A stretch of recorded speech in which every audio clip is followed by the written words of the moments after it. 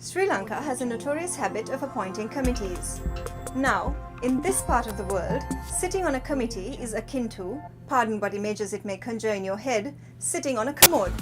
There's a lot of sitting, some noise, and then a package is dropped with little reception and washed away at the next flush.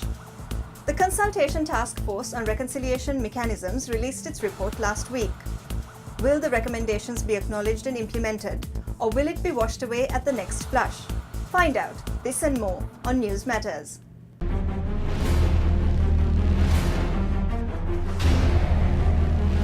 The government appointed a Consultation Task Force on Reconciliation Mechanisms in 2015. The most contentious recommendation by the CTF is the proposal to set up a hybrid court with local and foreign participants to prosecute war crimes. To quote the CTF, it said, "The committee recommends the participation of both international and national personnel on a wide range of issues, from the provision of advice and expertise to active membership, including as judges and prosecutors, as spelled out in the UN Human Rights Council resolution of October 2015, co-sponsored by the government of Sri Lanka." This has stirred up a hornet's nest in the political circles. But why does setting up a hybrid court pose such a problem for the Sri Lankan government? This is the million-dollar question. A major concern of the government right at this moment is the re-emergence of Sinhala Buddhist ultra-nationalist elements fueled by pro-Rajapaksa propaganda campaigns at the grassroots level.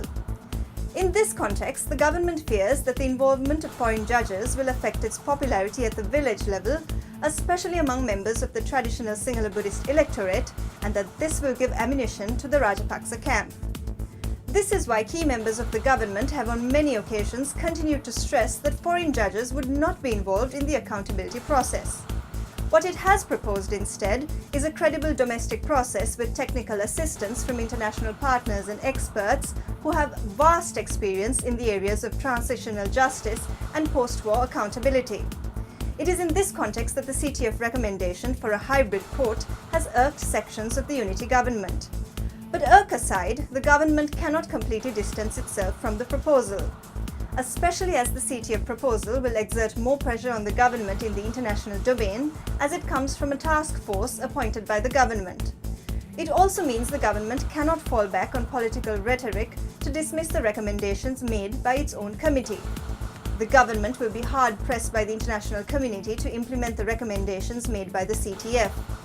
A previous instance of this was when the government showed reluctance to implement some of the proposals made by the Lessons Learnt and Reconciliation Commission, a body appointed by former President Mahinda Rajapaksa. This reluctance boomeranged on the Sri Lankan government as the UNHRC member nations went on to pass resolutions to exert pressure on Sri Lanka to implement the LLRC recommendations. Therefore, at this juncture, the government will have to take the CTF report and its recommendations seriously and not resort to political rhetoric. If it does not intend to allow international judges to hear cases in Sri Lanka, it has to give international partners working with Sri Lanka on the matter a valid reason why. However, it is also important to take into account the dynamics of global politics that have changed greatly since the UNHRC passed a resolution on Sri Lanka in 2015. The United Kingdom has chosen to distance itself from the European Union, and the United States has elected Republican candidate Donald Trump as their new president. At this point, there are assumptions that the US and the UK, two powerful countries that strongly pushed for an accountability mechanism in Sri Lanka, will be less inclined to proceed with their previous demands in the light of Brexit and Trump's rise to power.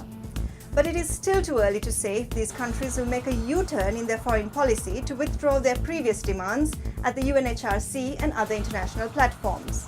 But what there is space for Sri Lanka to engage with them and renegotiate certain of these contentious issues, especially the degree of involvement necessary for foreign judges and prosecutors in the judicial process.